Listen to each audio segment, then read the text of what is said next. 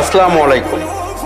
আজ আমি কোনো অভিযোগ করতে আসিনি, কাউকে দোষও দিতে আসিনি, শুধু আমার জীবনের একটা বাস্তব গল্প বলতে এসেছি। একটা সময় অনেক স্বপ্ন নিয়ে ব্যবসা শুরু করেছিলাম। নিজের পরিশ্রম, সময়, ঘাম সব কিছু দিয়েছিলাম। ভেবেছিলাম এই ব্যবসাটাই হবে আমার ভবিষ্যৎ, আমার পরিবারের স্বপ্ন পূরণের মাধ্যম। কিন্তু জীবনের পথ সব সময় একরকম থাকে না।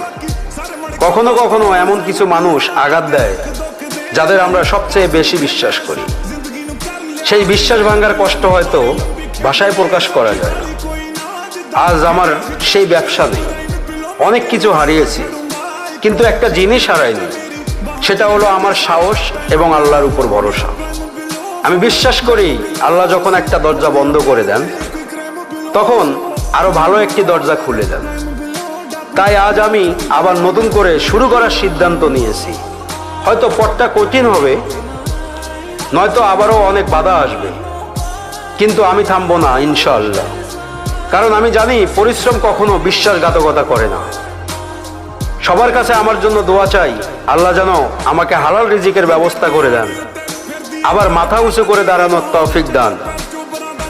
ইনশাআল্লাহ আমি ফিরবো, আর যেদিন ফিরবো সেই দিন সফলতার গল্পটাই হবে আমার সবচেয়ে বড় জবাব।